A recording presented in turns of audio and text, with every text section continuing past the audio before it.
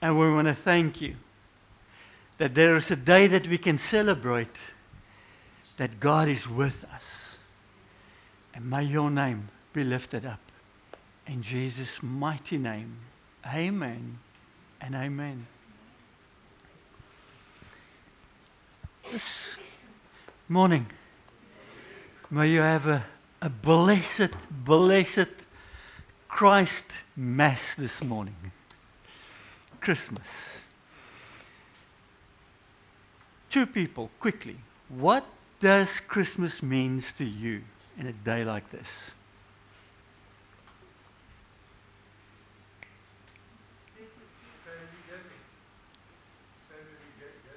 Family gathering. You're just stirring now. I know you.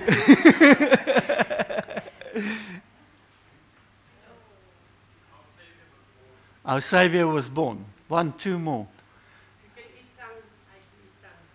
You can eat tongue. No gammon. Eat tongue. You like my wife? Yeah.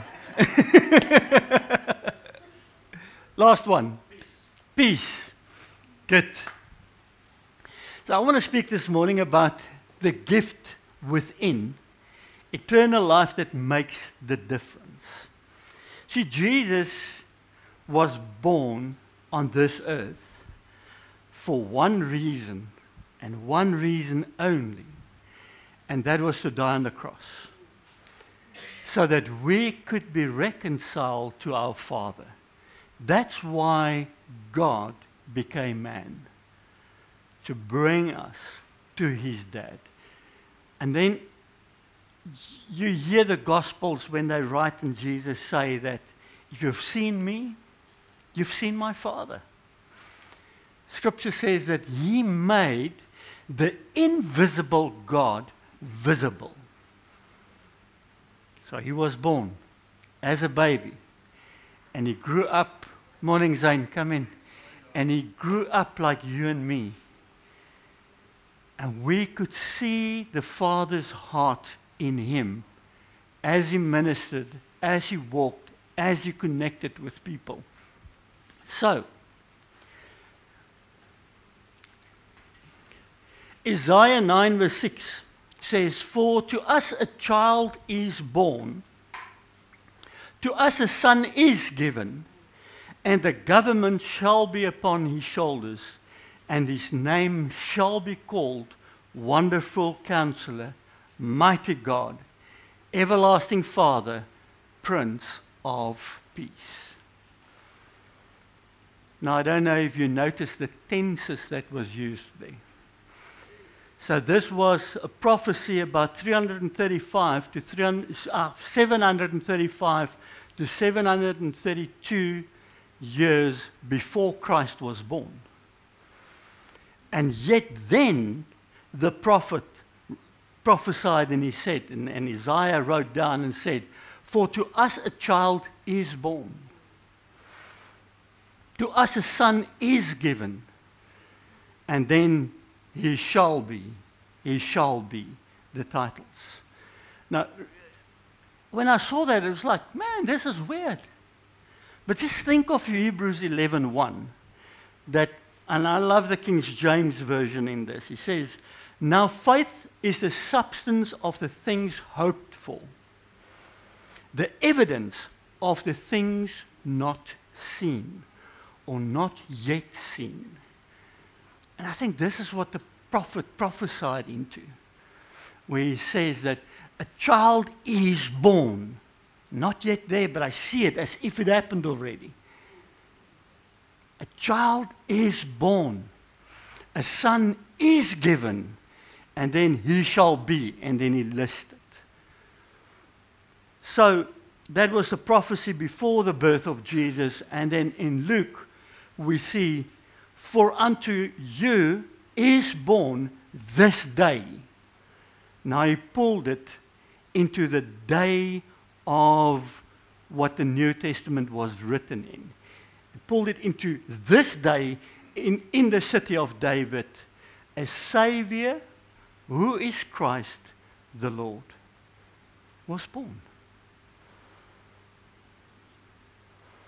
So we all know Emmanuel God with us. There was a prophecy in the Old Testament that says that there will come a time where God will no longer indwell buildings that is made by human hands. And now we see, and remember the tabernacle, the temple, there was the Holy of Holies and the holy place. And the Holy of Holies was the place that represented where God not lived, but his presence was there. And now we see a shift. And we see now that God no longer lives in a building, he now lives among us. Because remember, Jesus was born as a human being, but he is eternal because he's God. That's why Jesus said, before Abram was, I am, showing them, pointing out that he was God. So God with us, Emmanuel. It's interesting that to a lot of people, Jesus just stays the baby in the crib.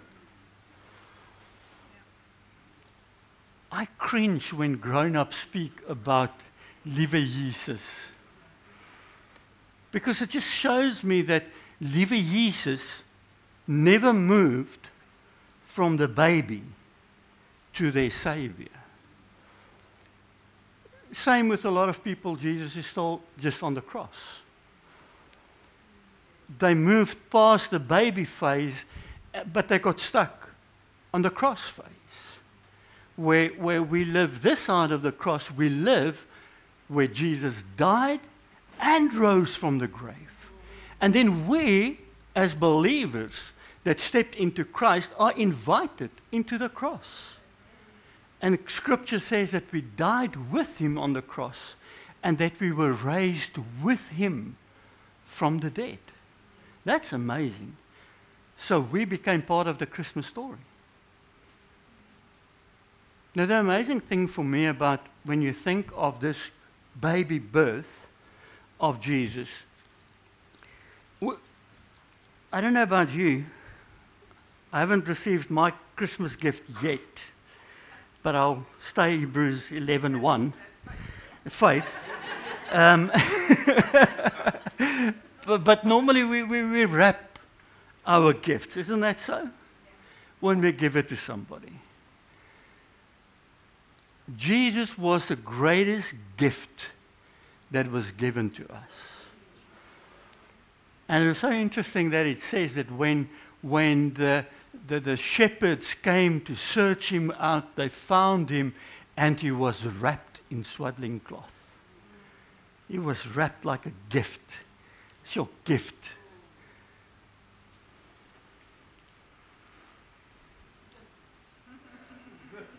Ja, sorry. That's all. Kom maar om.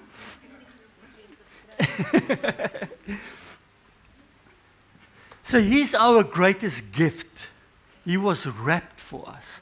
He was given because God so loved the world, he was given into this world. But the story does not end there. So John, we all know the other gospel writers start with the story of the birth of Christ with a star and the wise men. It was not only 3, there was probably more, maybe less, don't know. But it's not 3.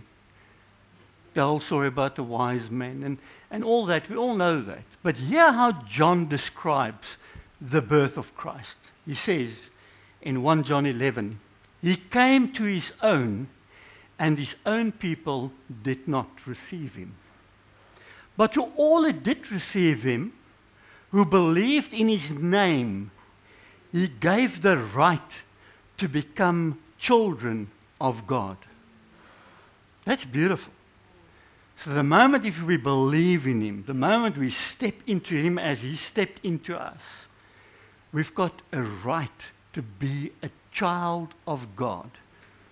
Scripture says that, not me. Who were born not of blood, nor of the will of flesh, nor of the will of man, but of God. Because for God so loved that he gave. And the Word became flesh and dwelled among us. And we have seen his glory. Glory as of the only Son from the Father, full of grace and truth. And from his fullness, we all received grace upon grace. Say fullness. He came in all his fullness. And what he brought to you was grace upon grace.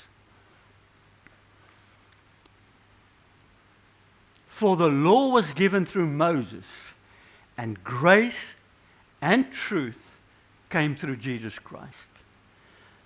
No one has seen God, the only God, who is at the Father's side. He has made him known. So what he's saying is Jesus made the Father known. Isn't that beautiful? Jesus came in all his fullness, in grace and in truth, and in grace and in truth, he came and he gave us grace upon grace. Grace is something we didn't earn. None of those to earn did anything to earn it. I just felt like giving it to them. That's grace. That's a gift. Wow, beautiful. And God came and he gave his Son. He gifted his Son, wrapped in blankets, so that we can recognize, hey, he's one of us. We wrap each other in blankets. He's wrapped in a blanket. But when he came, there was something different.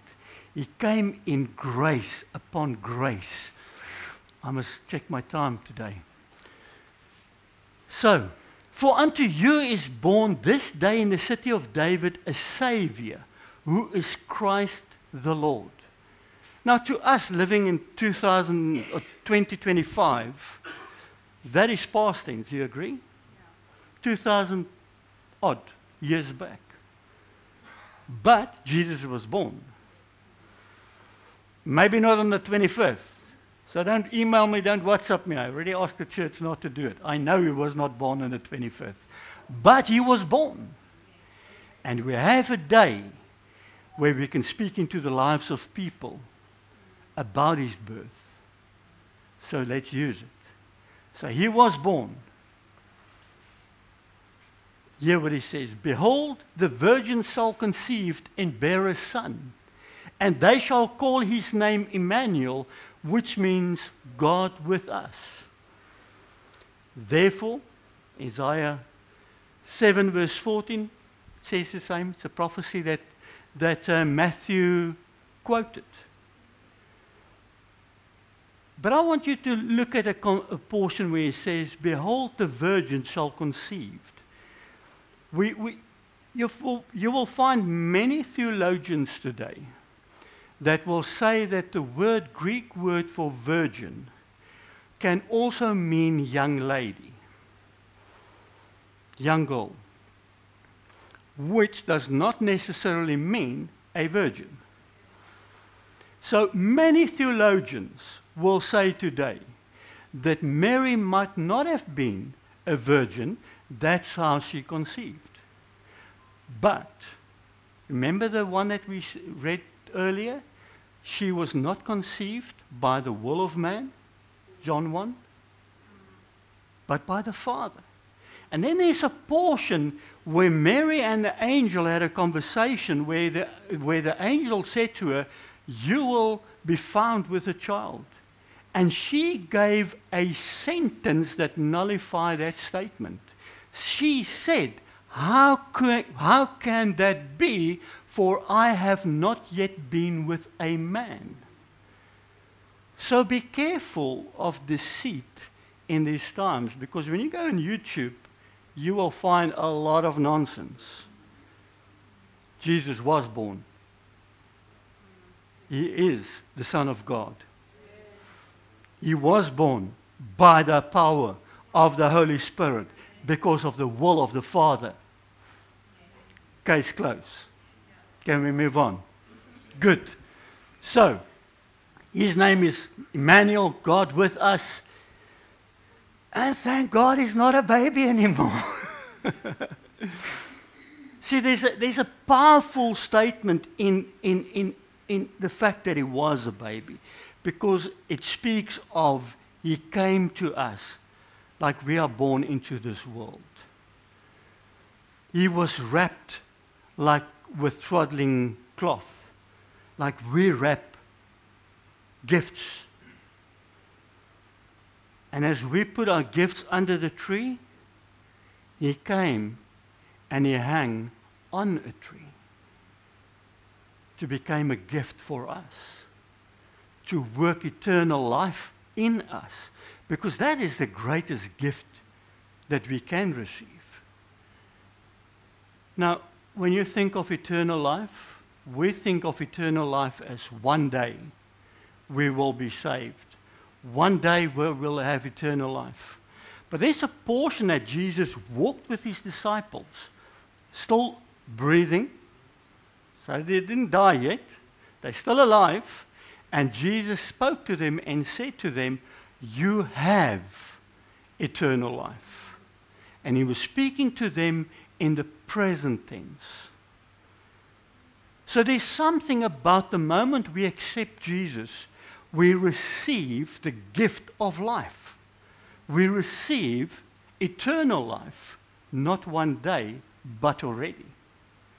So the one day is just a dimension shift from the life that we already have into the life that looks different, but is yet the same because we received it and because Christ is within us. That's the difference.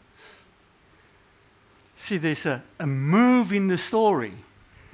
Christ came from God and he dwelled among us. And remember, before he was crucified, he said, it's better for you that I go away. But I promise you that if I go away, I will send the Parakletos. I will send the Holy Spirit, and he will indwell you. But then Jesus dropped other clues as well in John 14, John 17, where he constantly said that I am in you and you are in me. And then he said, if you love me, my Father and I will come and dwell with you.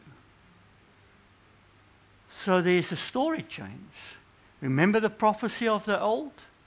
There will come a time where I will no longer indwell buildings made by human hands. He came and he dwelled among us. But now he lives within us.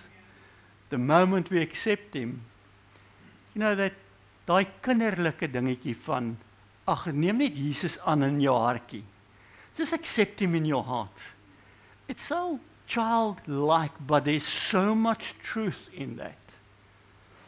Because, I don't know if you will be able to see that, but I bet you that there's a portion, for unto you is born this day, the city of David, a Savior, who is Christ the Lord.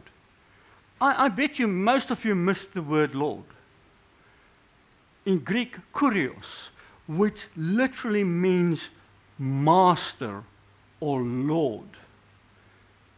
So he's not only my Savior, he's also my master. He's the one that I obey because I want to obey him. He's the one that I love him with all my heart, with all my strength and everything that is within me, and I want to please him. He's my Savior and my Lord, and he is within. So, John 1:12, but to all who did receive him, to all who did receive him, who believe in his name, he gave the right to become children of God. Remember that verse? Here now. Colossians 1:26. the mystery hidden from all ages, or for ages and generations, but now revealed to his saints. Now, saints are those who believe.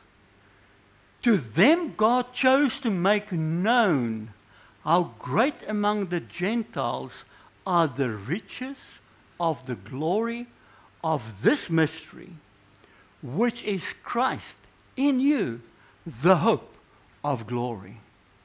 So Paul is saying that Christ in us, the hope of glory, is a great mystery.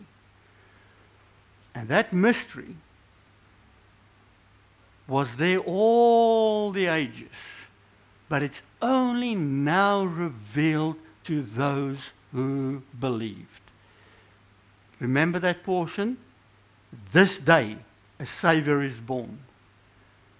He brought it to a specific day. But then, the moment we accept him as our gift, he comes and he dwells within us. Now, I had a friend that was part of a different religion. And she would often greet me and say Namaste. Namaste means I greet the universe within. And I remember the first time that I looked it up, what Namaste means. It was like, man, this is quite a greeting. Till I realized Christ in me, the hope of glory. Man, I've got the creator of the universe within me. So we should actually greet one another. I acknowledge the creator within you. Because that was the gift of eternal life that we carry with us. See, and that is kingdom. Because that means wherever we go, the King of Kings and the Lord of Lords, Kurios, is within us. Now the Old Testament makes even more sense.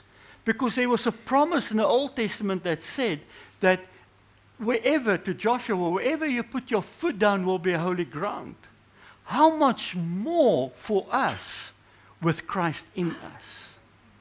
Where we walk, where we go, we take him with us. It's not just a nice philosophy. It is a spiritual truth that he's the gift of life in us. Does that make sense?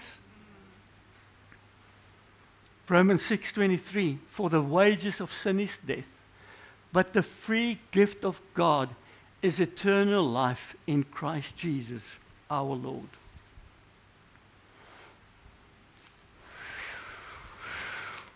Jaco, hier's vir jou 'n presie. Jy moet hom net kom haal.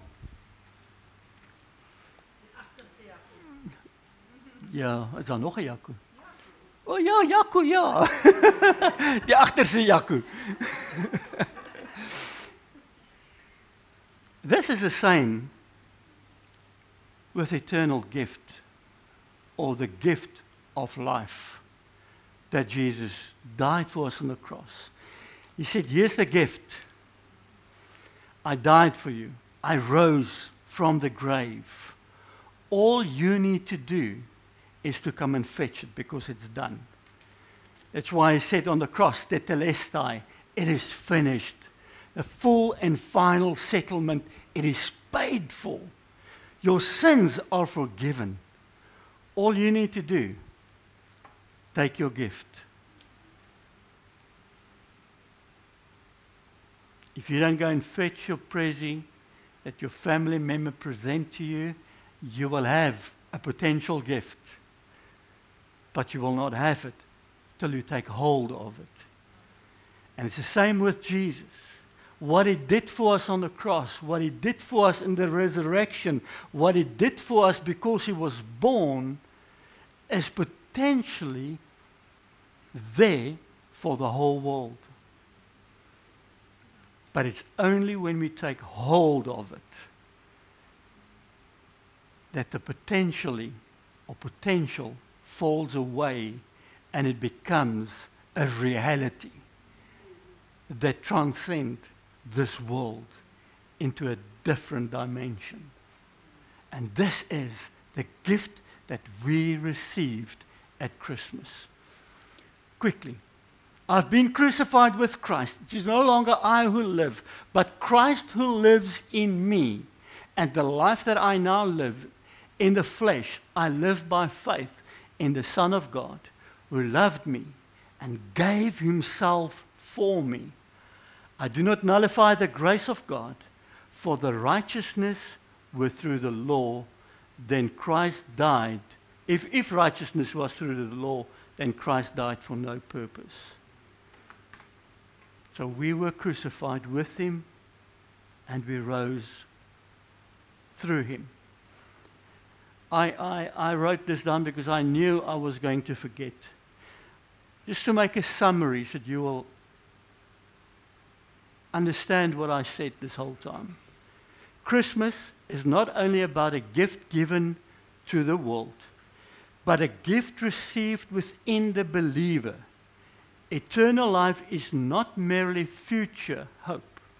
It is a present, internal, eternal reality through Christ. And may this Christmas be something different to you. See, there's two types of people in this world. Those who already accepted Jesus, John 3, that was born from above, and those who have not yet. The only difference is Christ. The one have him in his life, the other one not. So Christ in you may be the greatest gift that you can give to somebody this Christmas. To tell them that he loves you. To tell them that he loves you, he dies for you, and he is that great gift that is grace upon grace. And that he accepts you within grace. And may you leak this gift. It's a portion that says that he poured out his love into us. He can only pour love into us if it's liquid. Do you agree? So if it's liquid, it can leak. So may you, in your brokenness, go and leak the love of Christ. May you go and leak this gift to the people around you. And may you be blessed. Let's just close our eyes. Father, as we're going to partake in the Holy Communion, I pray that we will become so aware of Christ in us. And I pray that you will fill us with excitement of who we carry and about this gift that we have within. Lord, and that we will want to share it and show him off to the people around us.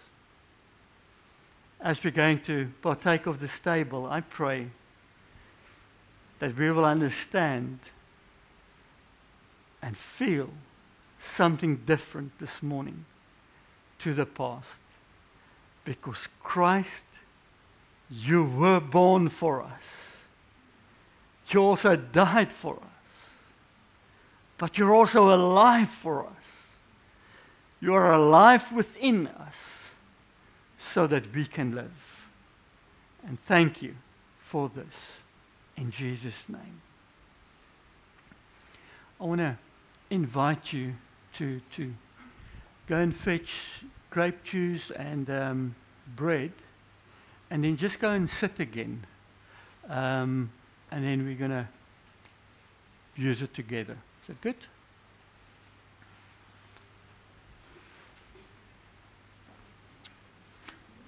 Lekker om jou te sien, man. Gaat goed. Okay, is reg. Okay, blessings. Groete vir almal, né? Love you guys.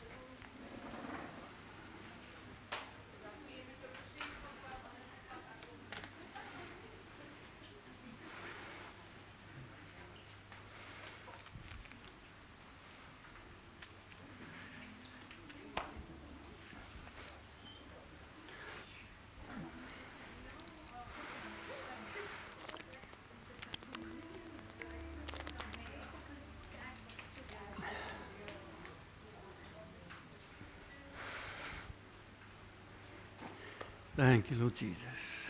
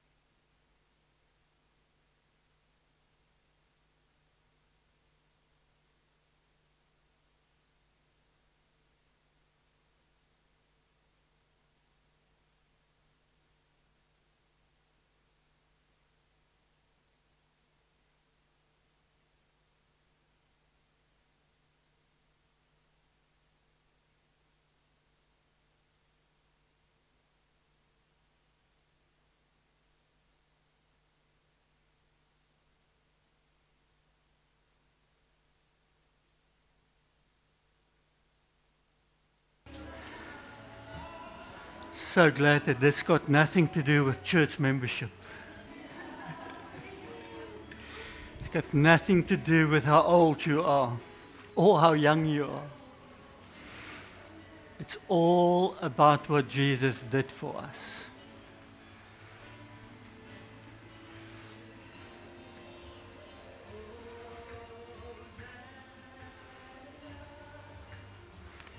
Thank you, Lord. Thank you, Lord, that in Jesus we became family. And we are no longer strangers, but we are known by you. And therefore we've got the same dad. And I want to thank you for this. Thank you, Lord Jesus. Het almal? Het almal hierso? Good. Kan ek soms 'n stukkie broodjie kry, dan kan ek. Dankie. Thanks, Regine. So Jesus came and he was born, he was wrapped in swaddling clothes or swaddling cloth. And he became man. And one of the messages that he often gave was that he was the bread of life. And then he invited people to eat of him, which made him not so popular because he lost some followers. And then he even asked his own disciples, do you also want to go? And it's like, no, where shall we go? Because you've got words of life. I don't think there's nobody that is a better storyteller than my God. Because the stories he wrote is amazing. Where was Jesus born? Bethlehem. Bethlehem. Do you know what Bethlehem means? Regina, you're not allowed to say? House? House of bread. What is a house of bread? A bakery. The bread of life was born in a bakery. Where else is a bread born? Isn't that an amazing story? And then he came and he said, I'm the bread of life. If you eat of me, you will have life. And then he comes and he says, took the bread the day at the table with his friends, and he took the bread, he broke it, and he said, take it, this is my body. Now, we've heard now that Christ is within. So if you feel that you pray to the ceiling, and in your battle to pray, dude, you've already made it. He's within. You don't have to pray that far. He's not up in heaven. He's within us. He's with us. And he made all the difference. Because of him, we are holy. And I know it's maybe weird stuff that you're hearing this morning, but Scripture does say that we are holy. So, as Jesus is in us, qualifying us, as you eat this piece of cracker bread this morning, it will become part of your body. It will give you energy. It will sustain your life. As that, Jesus is in our lives. So as you take this, become aware of what Christ did for you. Not only on the cross, not only in the crypt, but what he's still doing for you even today as he's alive within you.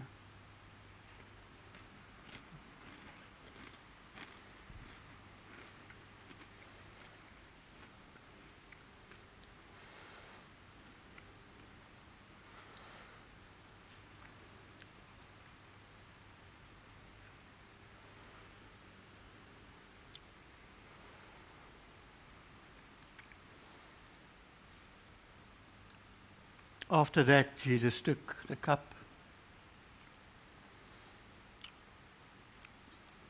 and he said, "Drink, for this is the blood of the New Testament."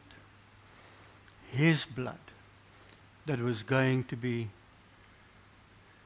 that will leak for us on the cross. I want you to become aware that this blood did not only bring life for one day, but we already have that life. That life is already part of us. We already move in that life, that eternal life. And one day it will just become a greater reality. So as you drink this, just thank him for what he already did in your life. And ask him, as his body leaked his blood for us, that we will be able to leak his love for the sake of the people around us. Thank you, Lord.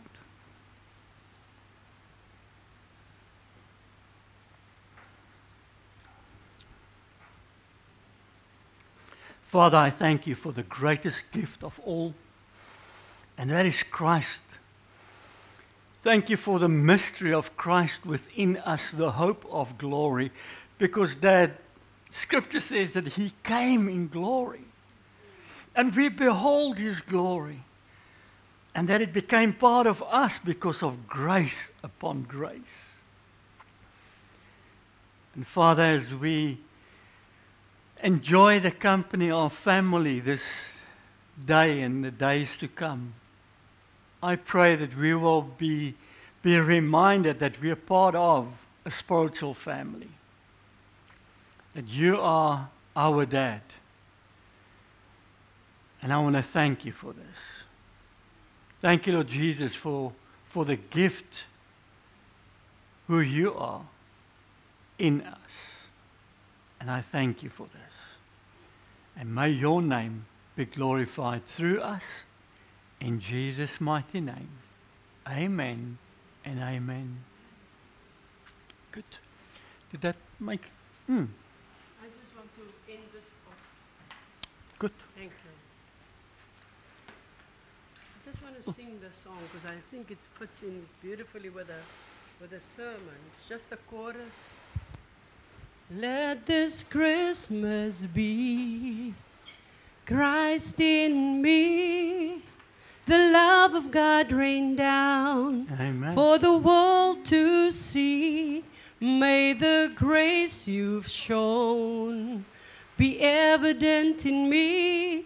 Let this Christmas be Christ in me. Amen. Let this Christmas be Christ in me. The love of God rain down for the world to see. May the grace you've shown be evident in me. Let this Christmas be Christ in me. Let this Christmas be Christ in me. The love of God rain down for the world to see. May the grace you've shown be evident in me. Let this Christmas be Christ in me. Amen. May you be filled with joy. May you be filled with His peace. May you be filled with His love. And may you manifest Christ wherever you go. In Jesus' mighty name, be blessed.